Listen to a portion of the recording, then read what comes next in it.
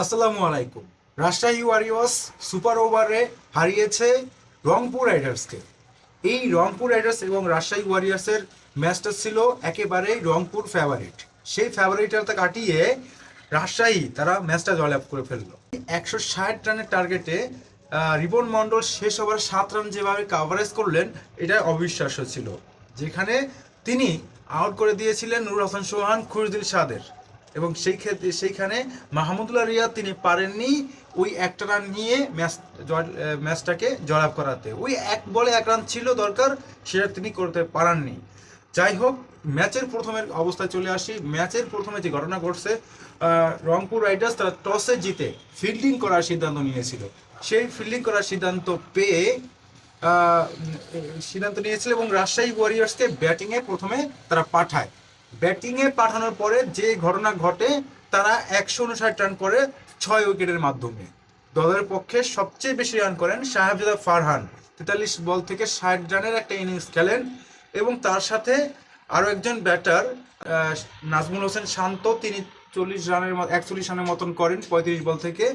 So এই হচ্ছে আশানুরূপ ব্যাটিং করেছে রাজশাহী ওয়ারিয়র্স। তারপরে ফাহিম আশরাফ গত ম্যাচে যেভাবে করেছিলেন, এই ম্যাচেও ফাহিম আশরাফ 3টা উইকেটে দেখা পেয়েছেন এবং 160 রান টার্গেট দেয় রাজশাহী ওয়ারিয়র্স।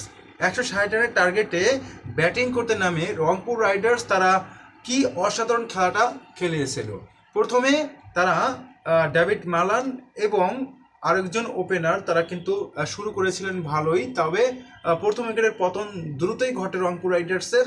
তারপর ডেভিড মালান এবং তাহিদ হৃদয়ের অবিশ্বাস্য রান, এবং ডেভিড মালান তো এক পর্যায়ে নট আউটেই ছিলেন এবং তিনি 60-এর ঊর্ধ্ব রান করেছিলেন। তাহিদ হৃদয় তিনি 50 পেয়েছেন আজকে। তারপরে তিনি 53 রানের মতো করে আউট হয়ে যান।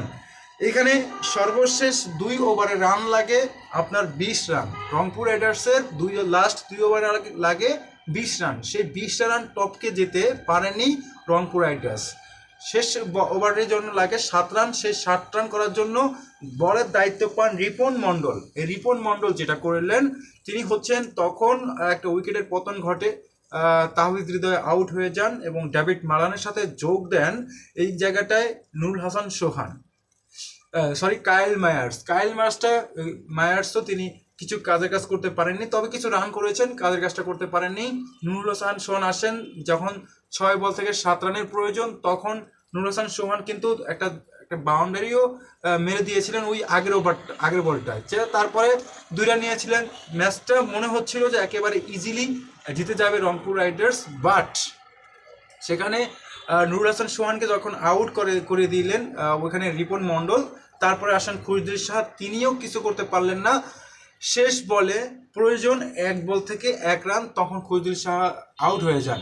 এই জায়গাটিতে খুরদিল শাহ যখন রিপন মণ্ডল আউট হন, যখন খুরদিল শাহ আউট হন, তখন মাহমুদুল্লাহ রিয়াদকে পাঠানো হয় এবং মাহমুদুল্লাহ রিয়াদ তিনি যে কাজটা করেছেন তিনি হচ্ছেন 1 বল থেকে একটা রান নিতে পারেননি। যাই হোক, ম্যাচ সুপার ওভারে গড়ায়। ম্যাচ সুপার ওভারে প্রথমে ব্যাটিং করতে নামে রংপুর রাইডার্স, যেহেতু ওরা ব্যাটিংয়ে ছিল তাই ওদেরকেই ব্যাটিং করানো হয়, তাহিদ হৃদয় এবং কায়েল মায়ার্স কাজে কিছু করতে পারেন নাই, তাহিদ হৃদয় কিছু করতে পারেন নাই। যেখানে ডেভিড মালান তিনি ভালো করছিলেন, সেই জায়গাটিতে কেন তাকে নামানো হলো না সেটা বুঝতে পারলাম না। ডেভিড মালানকে নামানো হয়নি, নামানো হয়েছিল তাহিদ হৃদয়, কায়েল মায়ার্স এবং পরবর্তীতে আরও একজন খুরদিল শাহকে নামানো হয়েছিল। সব মিলে তারা 6 রানের মতো করতে পারে। বোলিংয়ে আবারও সেই রিপন মণ্ডল অসাধারণ বল করেছেন। 6 রানের মধ্যে 2টা হোয়াইট আছে, 4টা রান করেছে তারা ব্যাটিং থেকে। সো এই রিপন মণ্ডল এই জায়গাটাতেও পাস করেছেন। তারপরে ব্যাটিংয়ে বোলিং করার জন্য আসেন রাজশাহী ওয়ারিয়র্সের ব্যাটিংয়ের সুপার ওভারের যে ব্যাটিংটা করবেন, সেখানে নামা হয় তানজিদ তামিম। এই ম্যাচে কিন্তু তানজিদ তামিম আসল ম্যাচে রান করতে পারেন নাই, তবে তানজিদ তামিম নামেন এবং তার সাথে সাহেবজাদা ফারহান নামেন। তারা দুজনে যেভাবে মুস্তাফিজকে পিটিয়ে 3 বলের মধ্যে খেলা শেষ করে দেয় এবং রংপুর রাইডার্সকে হারিয়ে রাজশাহী ওয়ারিয়র্স তারা জয়লাভ করে এই ম্যাচটি। তো অসাধারণ থার্ড ইয়ার একটা ম্যাচ হয়ে গেল, সুপার ওভার একটা ম্যাচ হয়ে গেল। এবং এই ম্যাচে কি অসাধারণ বোলিং করেছেন রিপন মণ্ডল একাই। আমার কাছে মনে হচ্ছে রিপন মণ্ডলের ওই ওভারটা খুবই টার্নিং পয়েন্ট, এবং যখন রান আউট করে শান্ত মাহমুদুলকে আউট করেছিলেন, ওই বলটাও আমার কাছে মনে হচ্ছে turning point of the match. So আপনাদের কাছে turning point of the match কোনটা মনে হচ্ছে কমেন্ট বক্সে জানিয়ে দিন। ধন্যবাদ সবাইকে।